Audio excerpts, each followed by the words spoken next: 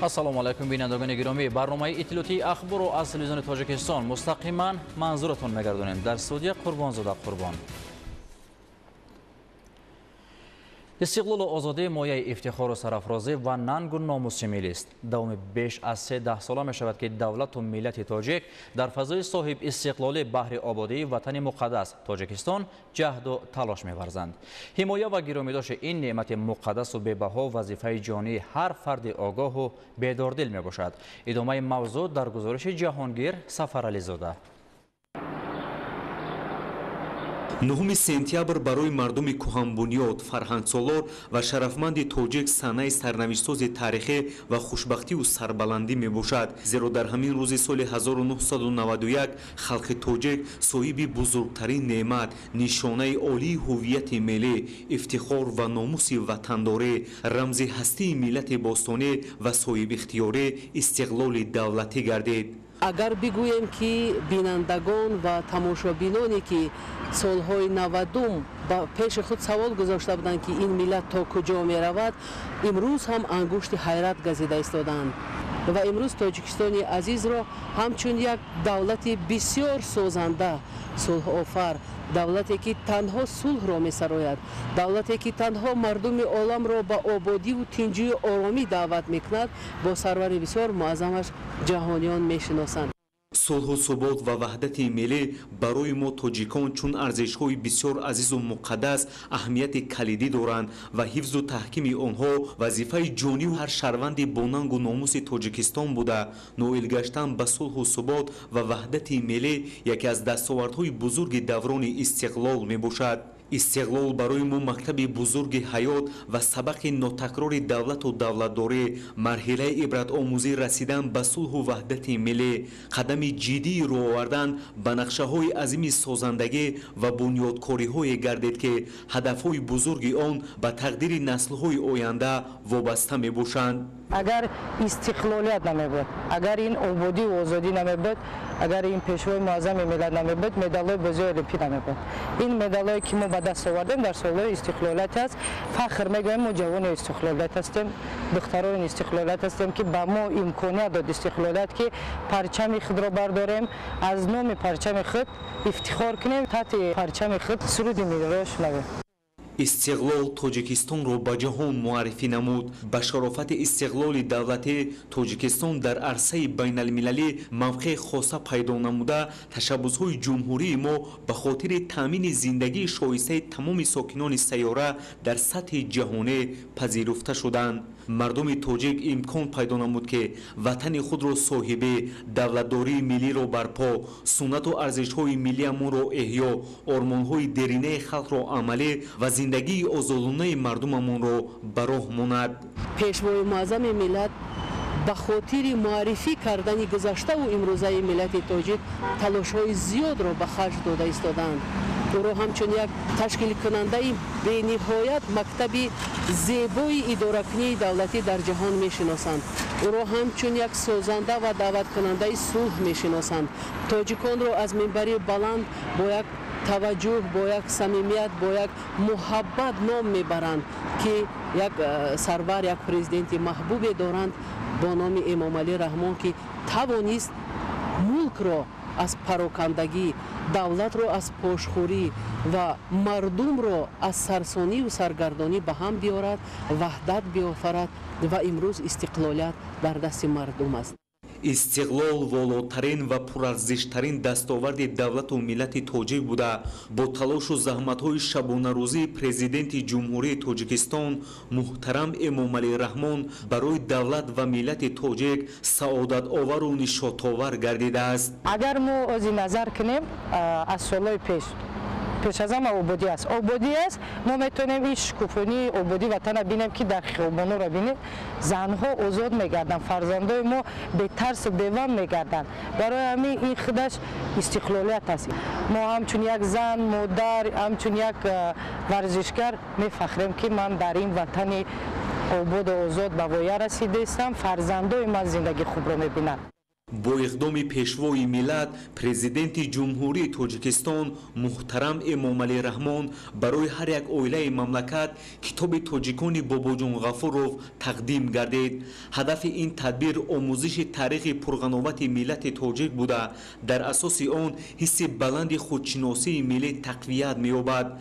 برای نسل امروزه کشور سرچشمه درک خودشناسی ملی و افتخار وطنداری پیش از همه فعالیت و قهرمانی های پیشوای ملت پرزیدنت جمهوری تاجیکستان محترم امامعلی رحمان که بهر رشد و انکشاف تاجیکستان و سعادتمندی نسل امروز و فردای وطن تلاش می‌نمایند محسوب می‌شود. بنابراین متحد بودن در اطراف سیاست پیشگرفته رهبر دولت، حمایه ارزش‌ها و فرهنگ والای ملی، حفظ استقلال دولتی و تامین ثبات و آرامی جامعه وظیفه اساسی هر شهروند تاجیکستان به حساب می رود. ساکنان دهه زوگوند ناحیه اشکاشیم که از آفات طبیعی ضرر دیدند تا بنیاد منزل‌های استقامتی نو در استراحتگاه شبدیس ناحیه رشتقلعه زندگی می‌کنند. در استراحتگاه برای ضرر دیدگان شرایط ارزنده زندگی فراهم آورده شده است. گزارش در این خصوص. در زمان صاحب استقلالی مملکت با دستگیری‌های پیوسته حکومت جمهوری تاجیکستان در برابر رشد و پیشرفت اقتصادی و اجتماعی ناحیه رشتقلعه ولایت بدخشان شرایط بلند برای استراحت و فراغت کودکان و نورسانی فراهم آورده شده است که همساله تعداد زیادی نسل جوان برای پس سرنمودن تعطیل تابستانه به استراحتگاه شبدیز جلب کرده می‌شوند. بعد انجام دو بست استراحتگاه با دستور و سفارش‌های پیشوای ملت پرزیدنت جمهوری تاجیکستان محترم امامعلی رحمان انتقال عائله‌های ضرر دیده از ناحیه اشکاشیم به این مکان از جانب مقامات ولایت جهت فراهم آوردن شرایط مساعد بود و باش به راه گذاشته شد. باید گفت که استراحتگاه دارای شرایط بلند استراحت و فراغت بوده. در برابر خوابگاه اینچنین بنگاه طبی با تمام شرایط‌های لازمی جوابگو به طلبات زمان فعالیت نموده ایستاده است. اینچنین در شفت دوم این بنا نیز خوابگاه دیگری معاصر با طرح خانه عرفی جا داده شده است که به استراحت مردم تکانی باز هم خوب میبخشد. در مورد تامینات با غذا آشخانه برهوا در اختیار استراحت کنندگان قرار داشته 3 وقت خوراک گرم تامین کرده می شود. اطلاع داده شد که استراحت ضرر دیدگان در این موضع در سطح بلند براه گذاشته شده. در اختیار آنها در برابر کتابخانه اینچنین دیگر میدانچه ورزشی نیز جا داده شده است تا آنها توانند وقت خود را ثمرناک استفاده نمایند. الکی در انبار مقدار معین مواد نیاز اول ذخیره گردیده است. خوشبختی از آن عبارت است که مردم سربلند ناحیه اشکاشیم از روزهای اول صاحب استقلالی در پلوی سیاست خردمندانه پیشوای معظم ملت بودند، هستند، میمونند.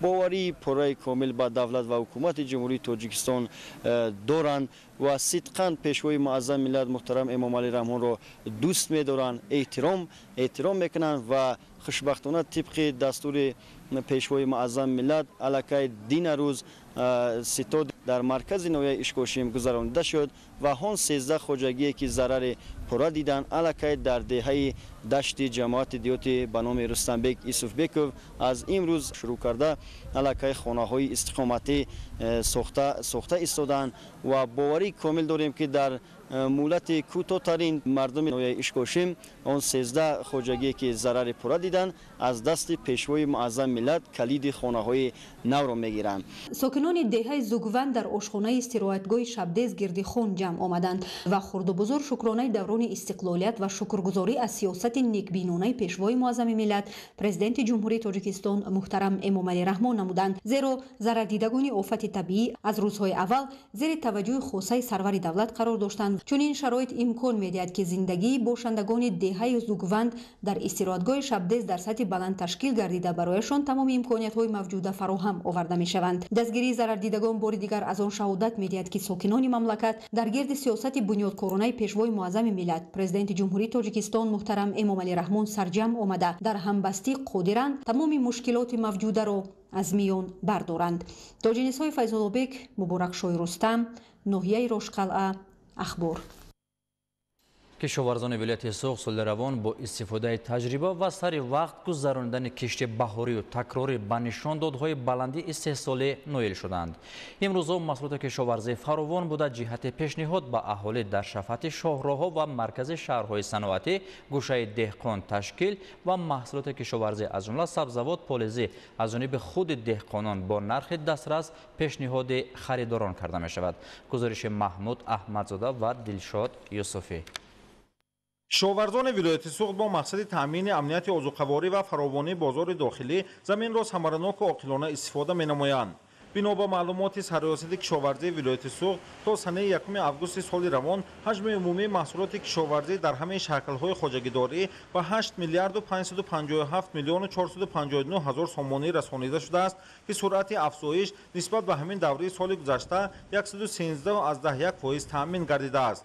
در این دوره در همه شکل‌های خواجگیداری ولایت نزدیک 233,521 تن غله‌دانگی با جواری مکه، بیشتر از 101,707 تن کارتوشکا، 125,236 تن پالایشی، 210,617 تن سبزیجات، از جمله 55,101 تن پیاز استحصال کرده شده است. استحصال میوه‌جات باشد 140,905 تن را تشکیل می‌دهد. امروزها در شهر و ناحیه‌های کشاورزی ولایت جمع‌آوری سبزیجات و پالایشی و میوه‌جات با مرام ادامه داشته کشاورزان جهت سری وقت به تلف و پیشنهاد اهالی نمودن محصولات کشاورزی کوشش دارند. دهقانان از حاصل فراوان اظهار قناعتمندی می‌نمایند. خواجگی دهقانی بهادر دارای 6-7 گکتار زمین بوده. این سال ما 2 گکتارش خربوز تربوز کشت کرده ایم، موندگیش پخته. حاصل خربوز تربوز فراوان نغز امسالش بازار رو تامین میکنیم با خربوز تربوز. در شهر و ناحیه‌های استرافشان، سپیتامین، جبار رسولوف، باباجان غفوروف، مسچو، شهرهای اسفری و کانیبادام وابسته محل و کشت و پرورش نو و نامگوی زراعت کشاورزی جمع‌آوری محصولات و پیشنهاد آن به اهالی ادامه دارد. در ناحیه باباجان غفوروف در برابر جمع‌آوری حاصل پمیدار در جماعت دیهات زرزمین، در جماعت دیهات آقچه خلچه نیز کشاورزان حجم استحصال سبزیجات را زیاد نمودند. همه روزه در این دو جماعت دیهات ناحیه باباجان غفوروف نزدیک 100 تن محصولات کشاورزی استحصال و به بازار برآورده پیشنهاد اهالی گردانیده می شود. با مساعدت حکومت جمهوری تاجیکستان جهت دستگیری کشاورزان محصولات استحصال شده از جانب خود دهقانان قسماً به بازار برآورده می شود و همزمان قسم دیگر با تشکیل گوشه‌های دهقان در جایهای معین شفاعت راه اساسی نزدیک به زمین کشت محصولات طبیعی و از جهت اکولوژی تازه پیشنهاد ساکنان و مهمانان گردانیده می شود. این حاصل تربوز خربوز نوحه مسچو هر روز 2 ماشین آورده میفروشیم. ساکنای شهر خوجند آمده از ما میخرن ارزان حاضر. در ناحیه مسچو حاصل خیلی خوب، هر روز ماشین آورسادیم. امسال حاصل فراوان بوده در شفاعت راه ماشینگرد غفوروف، زرزمین، پمیدار و دیگر محصولات کشاورزی که در همین منطقه پرورش و استحصال کرده می شود با نرخ نسبتاً ارزان به فروش برآورده شده است. در حدود ناحیه جبار رسولوف، سپیتامین، ناحیه شهرستان و همزمان در محله‌های شهر خوجند گوشه‌های علاهیده دهقان تشکیل یافته محصولات از دست دهقانان به اهالی رسانیده می شود و در برابر فراوان بودن محصولات نرخ نیز ارزان است. در عموم در شهر و ناحیه‌های ولایت سوغد 100 نقطه فروش گوشه‌های دهقان عمل می‌کند. سال جاری агротехники парвариш ва нигоҳбини ҳама зироатҳо аз он ҷумла полезиҳо хуб баромонда шуд ва хеле ки мебинем истеҳсоли полезиҳо ҳам нисбат ба солҳои пешин беҳтар гашт, зиёд гашт ва худ нишони он аст ки имрӯз арзиши тарбуз ва харбуз дар бозор нисбати солҳои гузашта ба маротиб арзон ҳаст ва дастрасии ҳама мардум ҳаст. маврид ба таъкид аст ки деҳқонони вилояти суғд аз таъминкунандагони асосии бозорҳои шаҳру ноҳияҳои ҷумҳурӣ бо маҳсулоти кишоварзӣ ба ҳисоб мераванд. имсол заҳмату талоши деҳқонони вилоят самари бештар ба бор овард ва маҳсулоти кишоварзӣ аз ҷумла меваю сабзавот ва полизиҳо фаровон буда дар баробари баровардан ба бозор ташкили гӯшаҳои деҳқон ба хориҷи мамлакат низ содироти маҳсулоти кишоварзӣ афзоиш меёбад. дар 7 моҳи сипаришудаи соли равон аз вилояти суғд ба хориҷи мамлакат 65983 тонна маҳсулоти кишоварзӣ содирот карда шуд ва имсол ки масоҳати кишти зироат зиёд аст ва ҳосилнокӣ баланд гардид, дар назар аст ки ҳаҷми содироти маҳсулоти кишоварзӣ ба 150 000 тонна баробар шавад. маҳмуд аҳмадзода, Дилшод Юсуфӣ, вилояти суғд, ахбор. در زمان صاحب استقلالی چون دیگر سمت‌ها ساحه تندرستی نیز رشد نموده، سطح و صفت خدمت رسانی طبی به اهالی بهتر و خوبتر گردید. طبیبان بیمارخانه مرکزی ناحیه وخش با استفاده از امکانات معاصر به ساکنان خدمت رسانی بلند طبی می‌رسانند. گزارش محمد رجب عبدالله‌زاده و دولت فیض‌الله.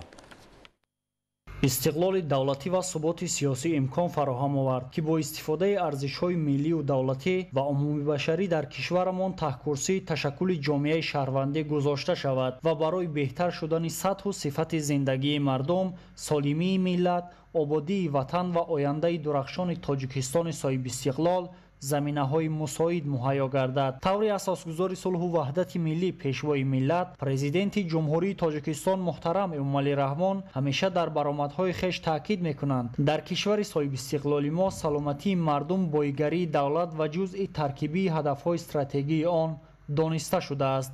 امروز ساحه تندرستی و حفظ اجتماعی اهالی در مملکت با دستگیری و پشتیبانی عمیق پیشوای معظم ملت محترم امامعلی رحمان با مرام رشد می‌نماید. مثال این را در بیمارخانه مرکزی ناحیه وخش دیدن ممکن است که از لحاظ خدمت رسانی و مجهز گردانیدن با دستگاه‌های طبابتی به زمان امروز مطابق گردانیده شده است. حکومت مملکت برای باز هم بهتر و خوبتر نمودن ساحه تندرستی و انشاءات ساحه و خدمت رسانی در این سمت تمام شرایط‌های ضروری را فراهم آورده بهر نیکوحوالی مردم کشور چاره‌های مخصوص می‌اندیشد. امروز دیده می‌شود که در برابر بهتر گردیدن شرایط خدمت رسانی بیمارخانه و مرکزهای سلامتی و بنگاه‌های طبی دانش و ملکه و تجربه طبیبان جهت تأمین سالمی جامعه بلند برداشته می شود. مجهز گردانیدن با لوازمات ساحوی در همه اتاقهای کاری، قبول بی‌واسطه بیماران و خدمت رسانیدن با آنها از مسئولیت شناسی طبیبان شهادت می دهد.